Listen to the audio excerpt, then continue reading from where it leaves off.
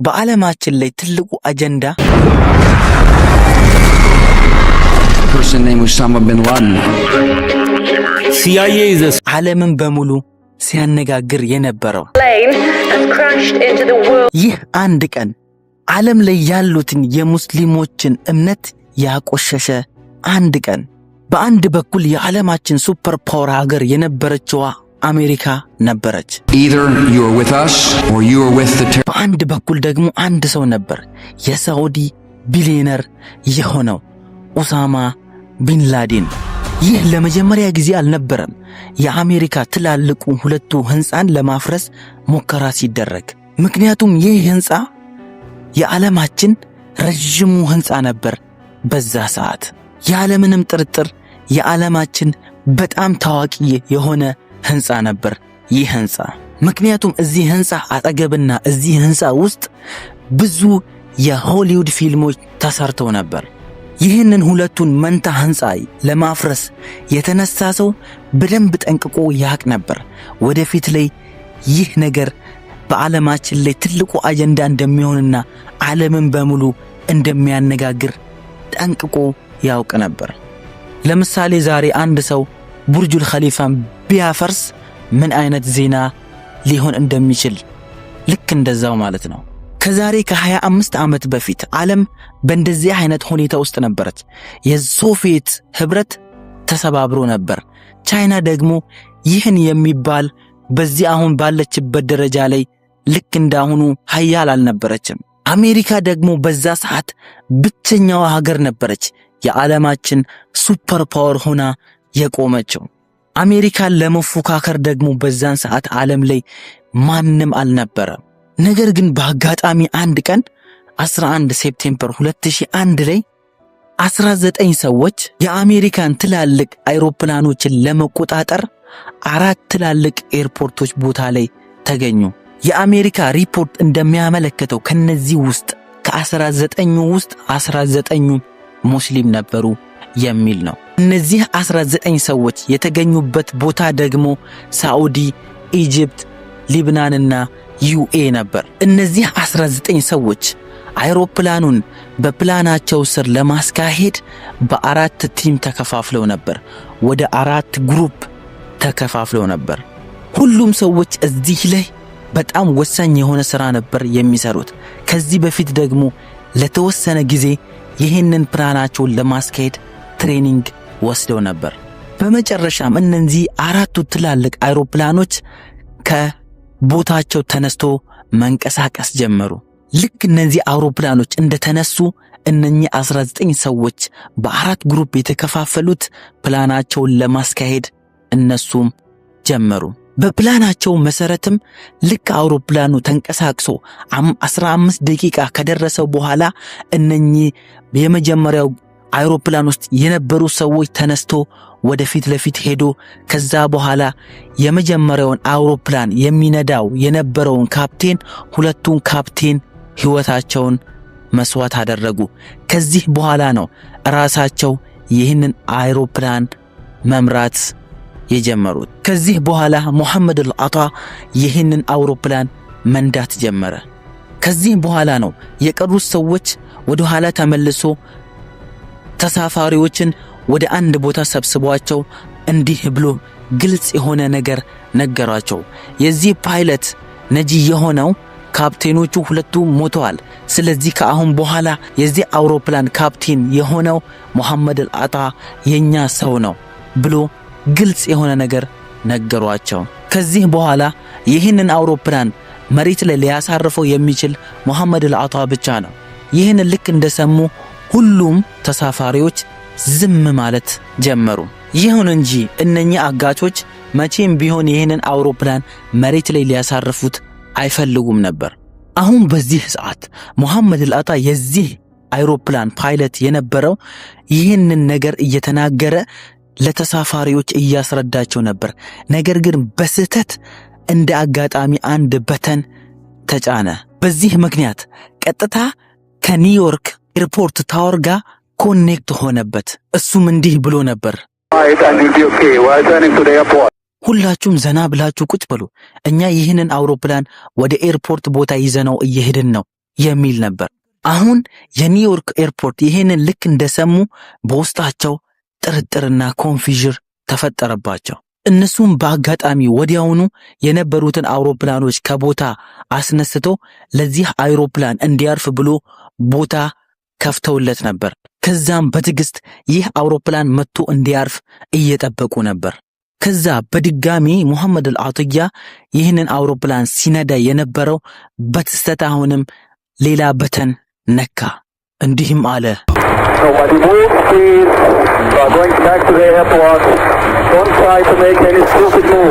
ማለትም እዚህ አደገኛ እገታ ላይ እንዴት አንድ ሰው በዚህ ልክ የተረጋጋ ሊሆን ይችላል?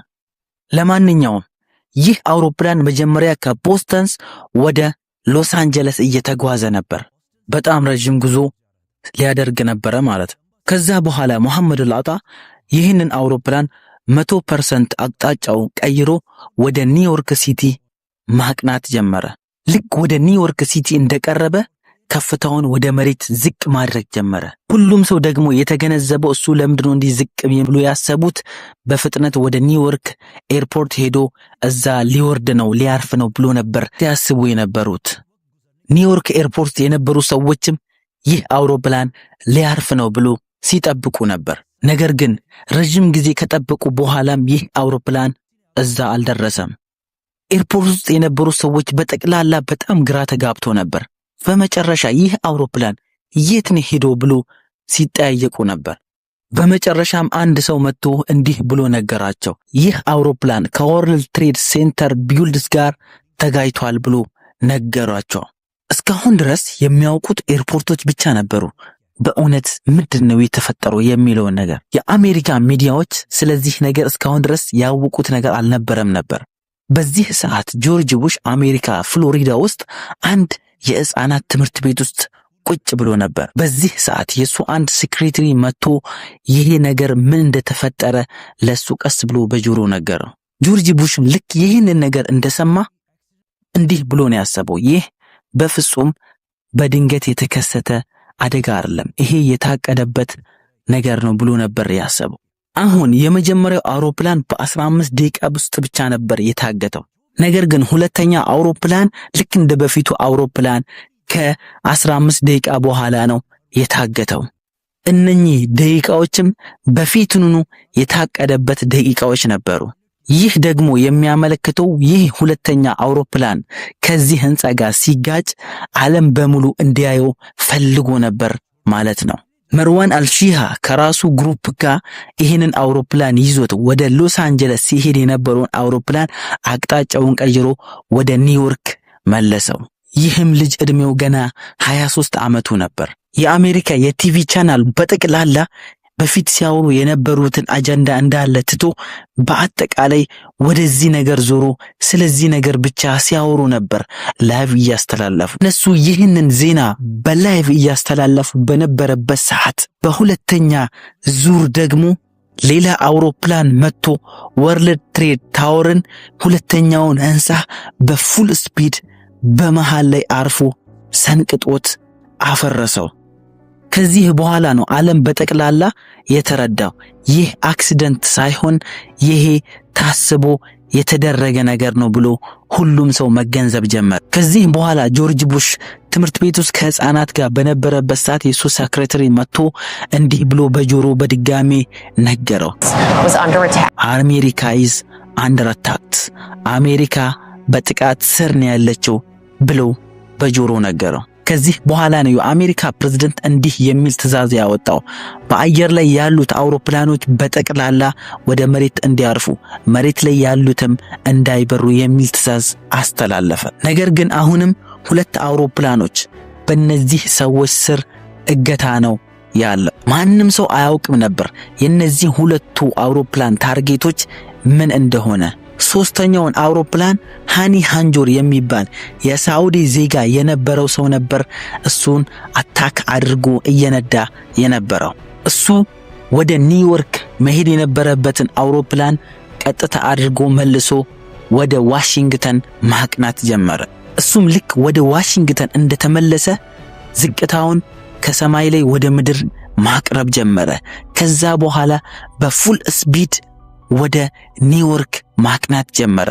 የነሱ ዓላማ የነበረው በዓለማችን ላይ በጣም ኢምፖርታንት ግንባታ የሆነው ወደ ፔንታጎን እያመራ ነበር። በዓለማችን ላይ ኃይለኛ ኢንተለጀንስ ኤጀንሲ ወደ ነበረው ወደ CIA ሄድኳርተር ላይ ጥቃቱን አደረሰ። ይህ የፔንታጎን ጥቃት እንደደረሰ በፊት የትዊንስ ታወር ዜና እየተወራ በነበረበት ሰዓት ሁሉንም ዜና ትቶ የትዊንስ ታወርን ወደ ፔንታጎን ግንባታ ስለዚህ አሜሪካ በጠቅላላ ማውራት ጀመረች። ነገር ግን አሁንም አንድ አውሮፕላን ታቶ ነበር የት እንደገባ። የዩኤስ አርሚም ይህንን አውሮፕላን መከታተል ጀመሩ። በመጨረሻም ይህ አውሮፕላን ወደ ዋሽንግተን ዲሲ እያቀና እንደሆነ ተረዱ። እነሱም የአሜሪካ ፓርላመንትን ታርጌት ያደርጋል ብሎ ነበር ያሰቡት። እነሱም ወዲያውኑ ይህንን አውሮፕላን ለማስወደቅ ሁለት ኃያል በፍጥነት የሚሄዱ ጄቶችን ወደሱ ላኩ። እንዲህ የሚል ትዕዛዝም ሰጥቷቸው ይህንን አውሮፕላን በየትኛውም ሁኔታ ውስጥ እሱን መጣል ግዴታ ነው። የፈለገ ሰው እንኳን ቢሞት እዛ ውስጥ ያለው ተሳፋሪ እንኳን ቢሞት እንደምንም ብላችሁ ይህንን አውሮፕላን ማስጣል አለባችሁ ብሎ ትዕዛዝ ሰጧቸው።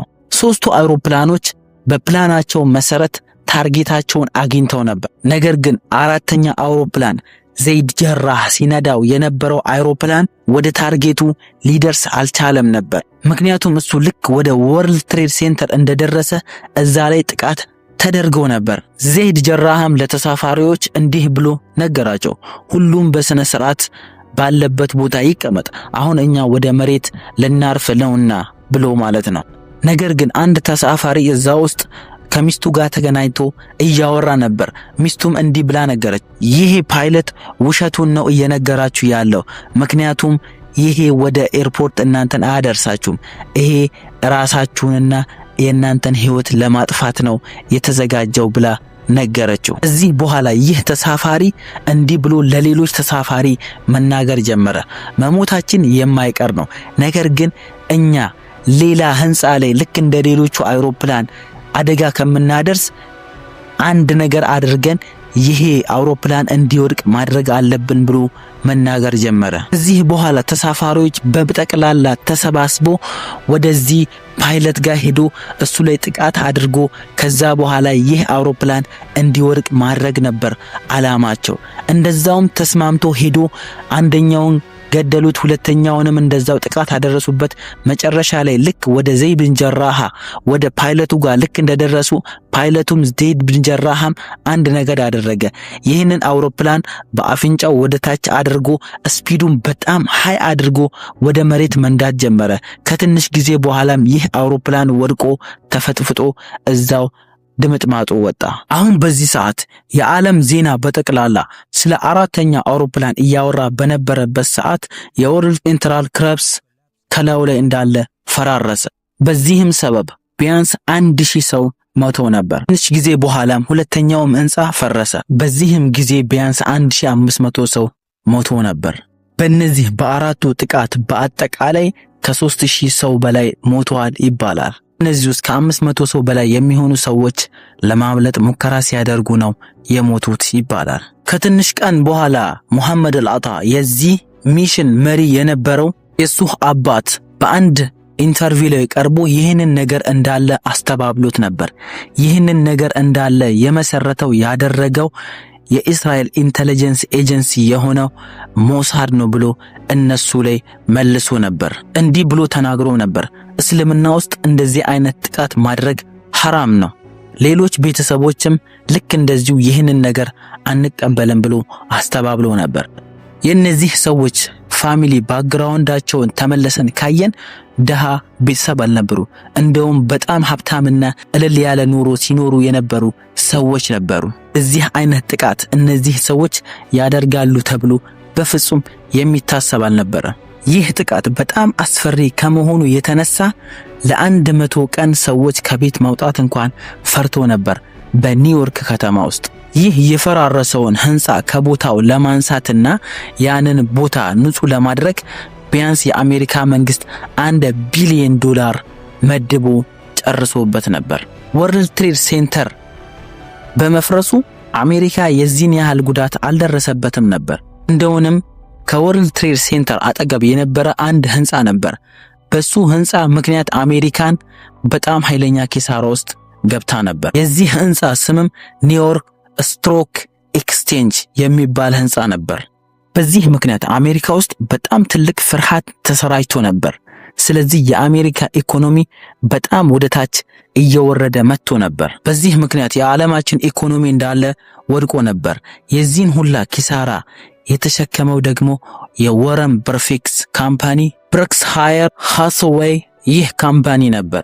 በአጠቃላይ አሜሪካ ላይ የደረሰው ኪሳራ በዚህ ጥቃት ምክንያት 1.4 ትሪሊየን ዶላር ከስራለች ይባላል። ከዚህ በፊት የአሜሪካ ጂዲፒ 4 or 5% እያደገ የነበረው በ2001 ጥቃት በኋላ ከአንድ ማይነስ በታች ሆኖ ነበር። ነገር ግን የአሜሪካ ኢኮኖሚ እንዲህ እየወደቀ በነበረበት ሰዓት ግን አንዳንድ ካምፓኒዎች በዚህ ጦርነት ምክንያት በጣም ሀብታም እየሆኑ መጥተው ነበር።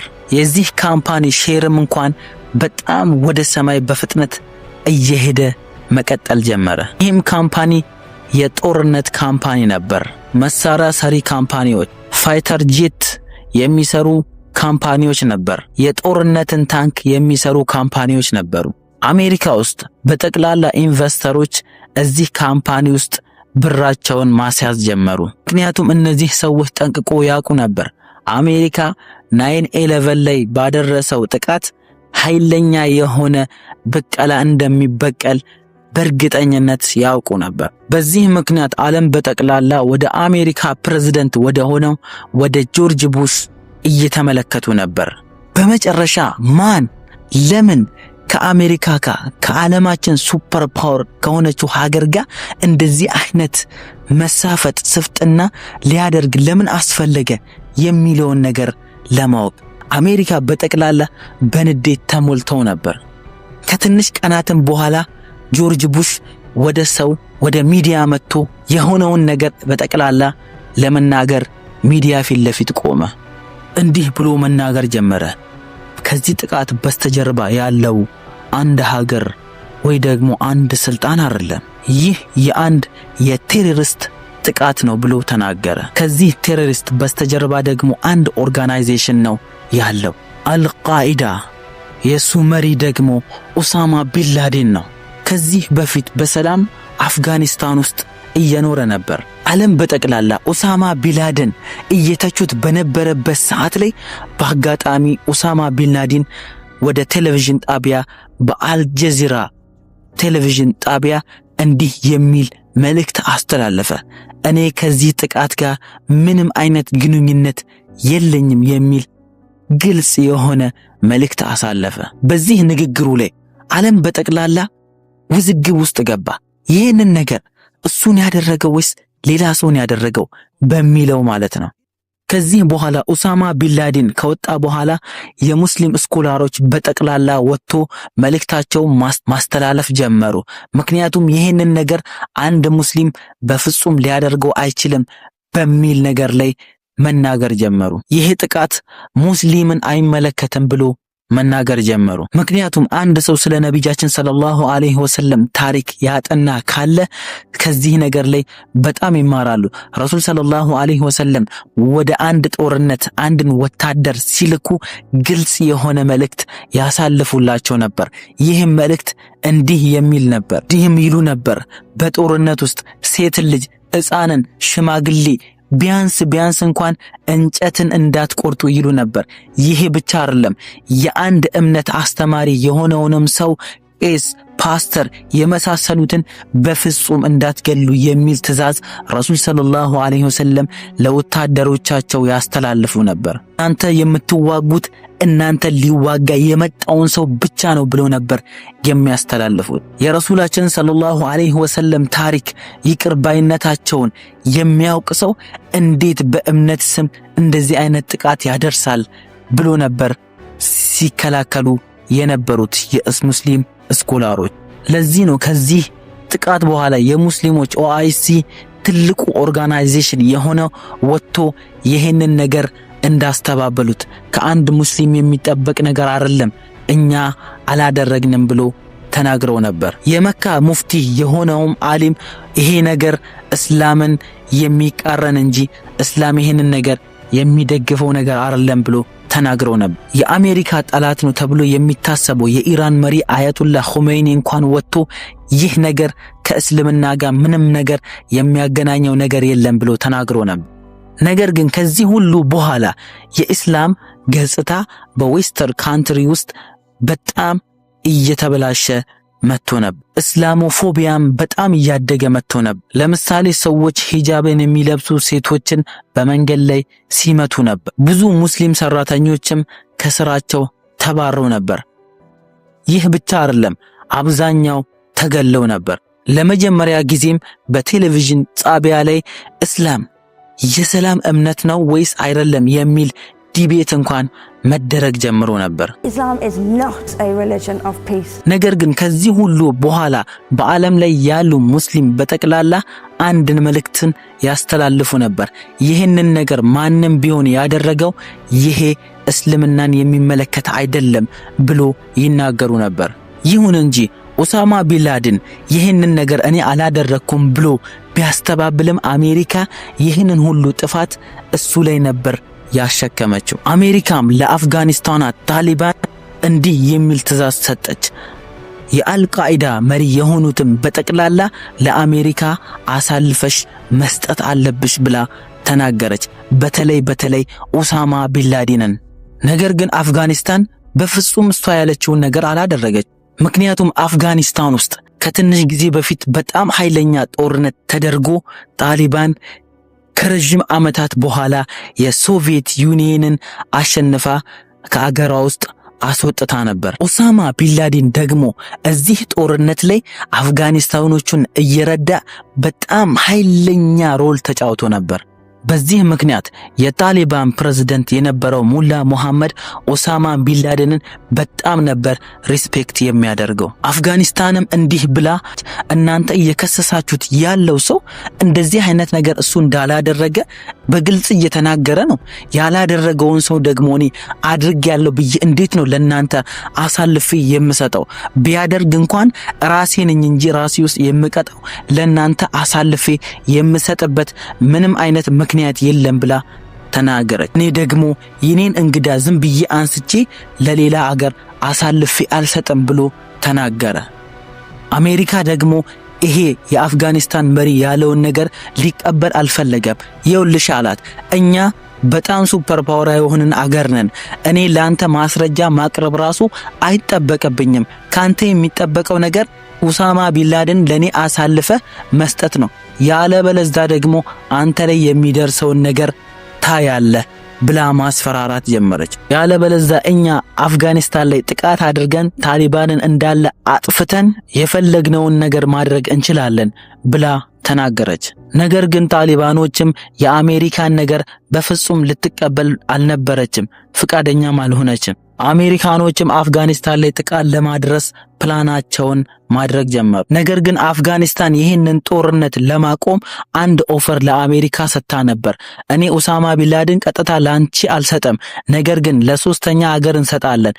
ይህ አገር ደግሞ እኔንም የማይሰማ አንተንም የማይሰማ በኋላ ይህ ሶስተኛ አገር የሚወስነውን ውሳኔ ሁለታችንም እንቀበላለን አለች አፍጋኒስታን። ነገር ግን አሜሪካን በዛን ሰዓት በኃይለኛ ጉልበት ውስጥ ነበር ያለችው።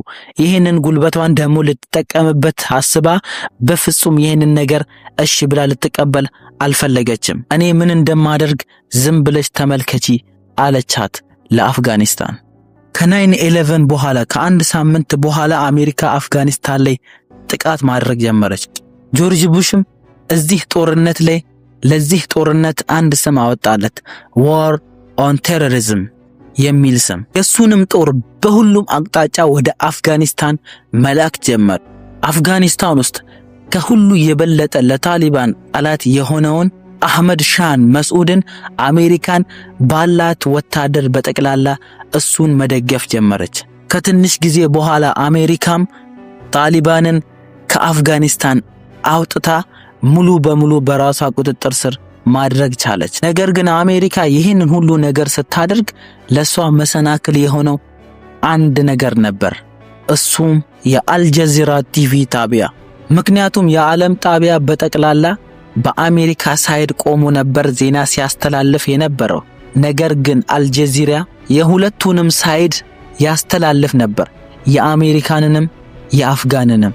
ከዚህ በኋላ አሜሪካ ከትንሽ ጊዜ በኋላ ታቡል ውስጥ የአልጀዚራ ጣቢያ የሆነውን ሙሉ በሙሉ በሚሳኤል አፈራረሱት። ምክንያቱም አልጀዚራ ከአሁን በኋላ አፍጋኒስታን ውስጥ ሆኖ ምንም አይነት ዜና እንዳያስተላልፍ። እንደውንም የአልጀዚራ ካሜራማን የሆነውን አንዱን ሰውዬ ይዞት የዓለማችን ከባዱ እስር ቤት የሚባለው ጓንታናሞ ውስጥ አስሮት ነበር። ከዚህ ሁሉ ዜና አልጀዚራ አፏን ዘግታ እንድትቀመጥ አስቦ የአሜሪካ እይታ ትክክል ነበር። በ3 ሳምንት ውስጥ አፍጋኒስታንን በራሳቸው ቁጥጥር ስር አውሎ ነበር። ከትንሽ ጊዜ በኋላ አፍጋኒስታንን የሚመራ አንድም መሪ እንኳን አልነበረም። በዚህ ምክንያት አሜሪካን አፍጋኒስታንን ሊያስተዳድር የሚችል አንድ መሪ መፈለግ ጀመረች። በጀርመን ሀገር ውስጥ በቦንድ ከተማ ውስጥም በጣም ኃይለኛ ኮንፈረንስ አደረገች። ጀርመን ውስጥ ቁጭ ብሎ ለአፍጋኒስታን አንድ መሪ መረጡ። እሱም ሐሚድ ካርዛይ የሚባል ሰው ነበር።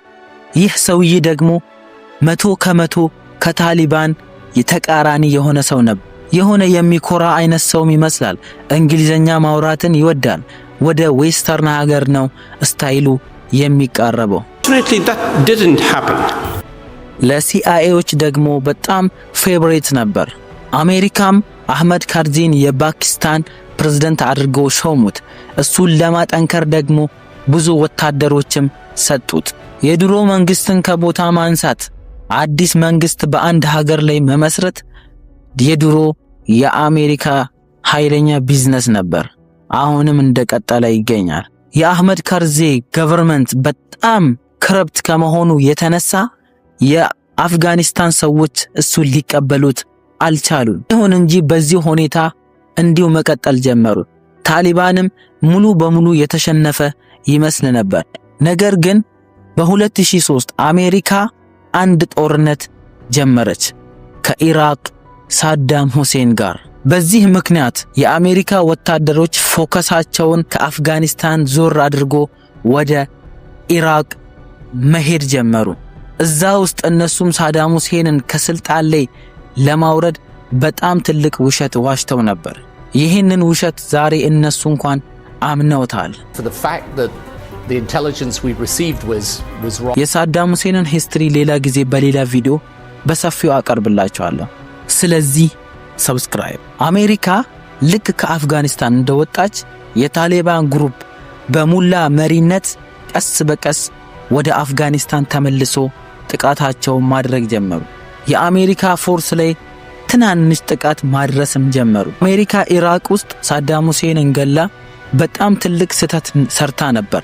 ይህንን ስህተት እንኳን መሸፈን እስከማይቻል ድረስ ደርሶ ነበር። ለምሳሌ አሜሪካዎች ኢራቆችን ዜጋ እስር ቤት ውስጥ በጣም የሚያቀፍ አይነት ሥራ በእነሱ ላይ ሲያደርጉ ነበር። አጋጣሚ ሆኖ ደግሞ እነዚህ ፎቶዎች ወደ ሚዲያ ወጥተው ነበር። ይህም ፎቶ በዓለም ላይ በሰፊው ተሰራይቶ ነበር። በዚህም ምክንያት የአሜሪካ ኢሜጅ በጣም እየጠቆረ መጣ። አፍጋኒስታን ውስጥም ይህንን ፎቶዎች ተጠቅሞ ታሊባኖች ተመልከቱ፣ አሜሪካ በሰዎች ላይ የምታደርሰውን ጥፋት ተመልከቱ እያሉ ይህንን ፎቶ ሲጠቀሙበት ነበር። ከዚህ ሁሉ ጥፋት በኋላ ጆርጅ ቡሽ ወደ ኢራቅ ቪዚት ለማድረግ በሄደበት ሰዓት ልክ እያወራ በነበረበት ሰዓት በጫማ ወርውሮ እሱን መተውት ነበር። ይህም ነገር ደግሞ የአሜሪካን ገጽታ አጥቁሮት ነበር።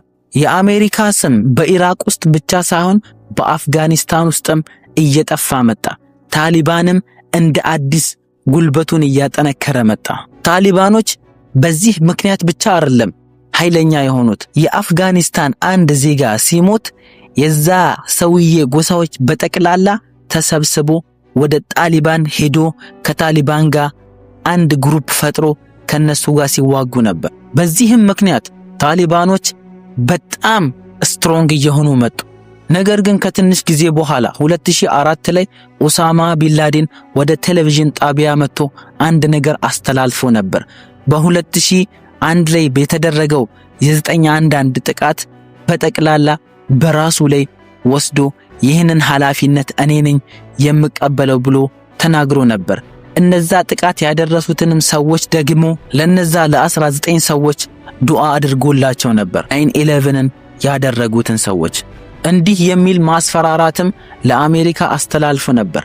እሱ በድጋሚ ከዚህ የበለጠ አደጋ አሜሪካ ላይ ሊያደርግ እንደሚችል። ኡሳማ ቢንላደን ከ3 ዓመት በኋላ ይህን ሁሉ ጥፋት በራሱ ላይ ተቀበለ። ከትንሽ ጊዜ በኋላም ጆርጅ ቡሽ ምርጫን አሸነፈ። ልክ ምርጫን እንዳሸነፈ በድጋሚ ወታደሮችን ወደ ታሊባን መላክ ጀመረ ኡሳማ ቢንላደንን እንዲይዙ። ነገር ግን ከብዙ ሙከራ በኋላ ለ4 ዓመታት ኡሳማ ቢንላደንንም መያዝ አልቻሉም። አፍጋኒስታንንም በድጋሚ መክፈት አልቻሉም ነበር። ይህ ጦርነት መጀመሪያ ላይ ፕላን የተደረገው ለትንሽ ሳምንታት ነበር። ነገር ግን ለ7 ዓመት በሙሉ እንደዛው እንደቀጠለ ነበር። ከትንሽ ጊዜ በኋላ አሜሪካ ውስጥም አንድ አዲስ መንግስት መጣ፣ ባራክ ኦባማ። ኦባማ ልክ ወደ ስልጣን እንደመጣ የገባውን ቃል ትቶ በተቃራኒው ብዙ ወታደሮችን ወደ አፍጋኒስታን መላኩን ቀጠለ። በዚህ ምክንያት አፍጋኒስታን ውስጥ ወደ 1 ሚሊዮን የሚጠጉ የአሜሪካን ወታደሮች ይገኙ ነበር። ብዙ የጦር መሳሪያም እዛ ጦርነት ላይ መጠቀም ጀመረ።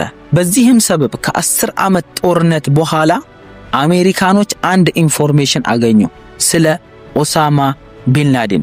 ኡሳማ ቢንላደን በዚህ ሰዓት የሚገኘው አፍጋኒስታን ውስጥ ሳይሆን ፓኪስታን ውስጥ ነው የሚገኘው የሚል ኢንፎርሜሽን 10 ዓመት ሙሉ በሜዳ ላይ ዝም ብሎ ሲወራገጡ ነበር ማለት ነው። ኡሳማ ቢንላደን ለረጅም ዓመታት በፓኪስታን በአክተባዝ ከተማ ውስጥ ከ3 ሚስቶችና ከልጆቹ ጋር ለረጅም ጊዜ እዛ ውስጥ ሲኖር ነበር። አሜሪካኖች ይህንን ነገር ራሳቸው አሜሪካኖች ናቸው ኦፕሬሽን አድርጎ የደረሱበት። ከዛ በኋላ እሱንም ገደሉት።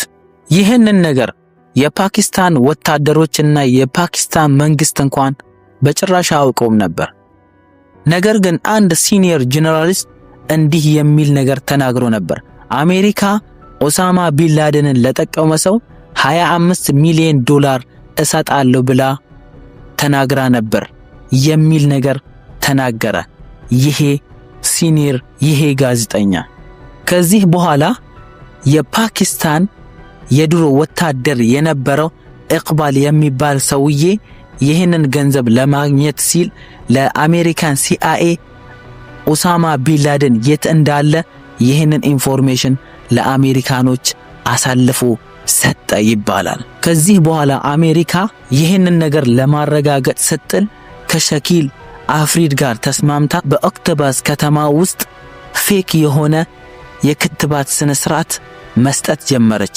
ይህ ነገር እውነት ነው ወይስ ውሸት ነው የሚለውን ነገር ለማረጋገጥ። ከዚህ በኋላ ይህንን ቤት በየአቅጣጫው መከታተል ጀመሩ። የአሜሪካ ሳተላይትም ይህንን ቤት 24 ሰዓት መከታተል ጀመረ። ከዚህ በኋላ አንድ ቀን በአጋጣሚ ከዚህ ቤት ውስጥ አንድ ሰው ሲንቀሳቀስ አገኙት። ከዚህ በኋላ እንዲህ የሚል ጥርጥር በእነሱ ላይ አደረ። ምናልባት ይህ ሰው ኡሳማ ቢንላደን ሊሆን ይችላል ብሎ ማሰብ ጀመሩ። አሜሪካዎች ከጥቃት በፊት የተለያዩ ኤጀንቶችን እዚህ አካባቢ ልኮ ማጣራት ጀመሩ። ከዚህ በኋላ እዛ አካባቢ የነበሩ ዛፎችን ቀስ በቀስ መቁረጥ ጀመሩ። የአሜሪካ ሄሊኮፕተሮች መጥቶ እዛ እንዲያርፉላቸው። ከዚህ በኋላ በኦባማ ትዕዛዝ ሁለት ሄሊኮፕተሮች ከፓኪስታን ከተማ ከጀላላባድ በምሽት ኡሳማ ቢንላደን ለመግደል ወደ ኦክቶባት ከተማ መሄዳቸውን ጀመሩ። ይህንን ነገር የፓኪስታን ወታደሮች አያውቁትም ነበር። ነገር ግን አሜሪካ ውስጥ ኦባማና የሱ ሚኒስተሮች ቁጭ ብሎ በላይቭ እየተከታተሉ ነበር ይህንን ነገር። ይህም ሄሊኮፕተር በኡሳማ ቢንላደን ቤት ውስጥ አረፈ። ከዚህ በኋላ ከ15 ደቂቃ ኦፕሬሽን በኋላ ኡሳማ ቢንላደን ገደሉት። የኡሳማ ቢንላደንን ሰውነት ከራሳቸው ጋር ወደ አፍጋኒስታን ወሰዱት። የሱን ዲኤንኤ አይቶ ሙሉ ለሙሉ ለማረጋገጥ ይሄው ነበር ኦሳማ ቢንላደን የሚለውን ነገር። ከዚህ በኋላ የሱን ቦዲ ፎቶ ወስዶ የኦሳማ ቢንላደንን ሰውነት ባህር ውስጥ ወረወሩት። እንደሚነገረው እነሱ ይህንን ነገር ያደረጉት ከዚህ በኋላ የሱን ቦዲ ሰዎች ወስዶ ቀብር ቦታ ላይ እንደ ትልቅ ነገር አይቶ እሱን እንዳይጎበኙት፣ እሱን እንደ ራዕይ እንዳይወስዱት ፈርተው ነው ይባላል። ሲአይኤዎች የኦሳማ ቢንላደንን ፎቶ ለኦባማ ልኮት ነበር። ነገር ግን ኦባማ የሱን የሬሳ ፎቶ ሪላይዝ ወደ ላይ ለማውጣት አልፈለገም ነበር። ፓኪስታን ውስጥ አሁንም ብዙ ሰዎች እንዲህ የሚያስቡ ነበር። ኦሳማ ቢንላደን በኦክቶባስ ከተማ ውስጥ በፍጹም አልነበረም ብሎ ነው የሚያስቡት። ነገር ግን ይሄ ነገር ስህተት ነበር። ምክንያቱም ከዚህ ከትንሽ ጊዜ በኋላ የአልቃይዳ ግሩፖች ይህንን ነገር በሲክሬት ዌብሳይታቸው ላይ እርስ በእርስ ሲጻጻፉ ሀክ ተደርጎ ነበር። ይሄ ነገር እውነት ነው፣ እኛ ደግሞ አሜሪካን በዚህ ነገር ላይ እንበቀላታለን የሚል ነገር ሲናገሩ ነበር። ከዚህ በኋላ ታሊባኖች እንኳን የሱን መሞት ተቀብለው ነበር። ይህ ብቻ አይደለም፣ የኦሳማ ቢንላደን ልጅ የሆነው ሐምዛ ቢንላደንም ይህንን ነገር ተቀብሎ ነበር። ከኦሳማ ቢንላደን ብዙ ልጆች ውስጥ የመጀመሪያው አብደላህ ቢንላደን የሚባለው አሁን በዚህ ሰዓት በሳዑዲ በጅዳ ውስጥ ነው ዘና ያለ ኑሮ እየኖረ ያለው። ነገር ግን የሳዑዲ መንግስት በጣም በትኩረት ነበር እሱን ሲከታተሉት የነበረው እስከ አሁን ድረስ። የኦሳማ ቢንላደን ሁለተኛው ልጁ ኦመር ቢንላደን የአባቱን ስራና አባቱ ሲያደርግ የነበረውን ነገር በጠቅላላ በሚዲያ ላይ ወጥቶ ትክክል አይደለም ብሎ ሲናገር የሚገኘው በዚህ ነገርም ላይ አባቱን ተቃርኖ ስለ አባቱ አንድ መጽሐፍ ጽፎ ነበር። የኦሳማ ቢንላደን ሶስተኛው ልጅ ሰዓድ ቢንላደን በአንድ ጊዜ ውስጥ ለአባቱ ቀኝ እጅ የነበረው ኡሳማም ከራሱ በኋላ የአልቃይዳ መሪ ሊያደርገው ይፈልግ ነበር። ይሁን እንጂ ይህ ልጅ ደግሞ ከኦሳማ ቢንላደን አስቀድሞ ተገድሎ ነበር። ከኦሳማ ቢንላደን ውስጥ አንድ ልጅ እንደዚህ ነበር አምስተኛ ልጅ የሆነው ከሱ በኋላ የአልቃይዳ መሪ የነበረው በአንድ ጊዜ ውስጥ ሐምዛ ቢንላደን፣ እሱም ከትንሽ ጊዜ በኋላ አፍጋኒስታን ውስጥ ተገደለ። ከኦሳማ ቢንላደን የተረፉት ልጆች ፓኪስታን ውስጥ የተገኙት ለተወሰነ ለ1-2 ዓመታት የፓኪስታን እስር ቤት ውስጥ ከቆዩ በኋላ ወደ ሀገራቸው ተመልሰው ነበር። ዛሬ አሁን እነሱ በዚህ ሰዓት ሳዑዲና የመን ውስጥ ረጋ ያለ ህይወት እየኖሩ ይገኛል። ነገር ግን ማንም አያውቅም የነሱ ትክክለኛ ሎኬሽን የት እንደሆነ። የኦሳማ ቢንላደን ቤት ውስጥ ብዙ ዶክመንቶችን ተገኝቶ ነበር። የህፃናት መጫወቻና የተለያዩ ዶክመንቶች ተገኝቶ ነበር። ይሄንን ዶክመንቶች ካዩ በኋላ ሰዎች ምን ይላሉ? ኦሳማ ቢንላደን እርግጠኛ ነበር አንድ ቀን በዚህ ሁኔታ ላይ አሁን በተገደለበት ሁኔታ ላይ እንደሚገደል በጣም እርግጠኛ ነበር። ስለዚህ ነው እዚህ ዶክመንት ላይ አንድ ነገር ጽፎ ነበር። እኔ በዚህ ሰዓት በጣም ብዙ ሚሊዮን ዶላሮችን አለኝ። ከዚህ ዶላር ውስጥ ብዙውን አብዛኛውን ለአልቃይዳ ግሩፕ ስጡ፣ የተወሰነውን ደግሞ ለልጆች ይስጡ የሚል ጽሑፍ አግኝቶ ነበር። አሁን አሜሪካ የመጣችበትን ፕላን እንዳለ ጨርሳለች። ኦሳማ ቢንላደን ለመግደል ነበር። ኦሳማ ቢንላደን ከገደለች በኋላ ተመልሳ ወደ አሜሪካ መመለስ ነበረባት። ነገር ግን እንደዛ አላደረገች። ምክንያቱም ደግሞ ቀስ በቀስ ቻይና በጣም በፍጥነት እያደገች የመጣች ሀገር ሆና ተገኝታ ነበር። አሜሪካ ደግሞ እዚህ አጠገብ ሆና ቻይናን ለመቆጣጠር ለመከታተል ስትል አፍጋኒስታን ውስጥ ለመቆየት ወሰነች። ሰብስክራይብ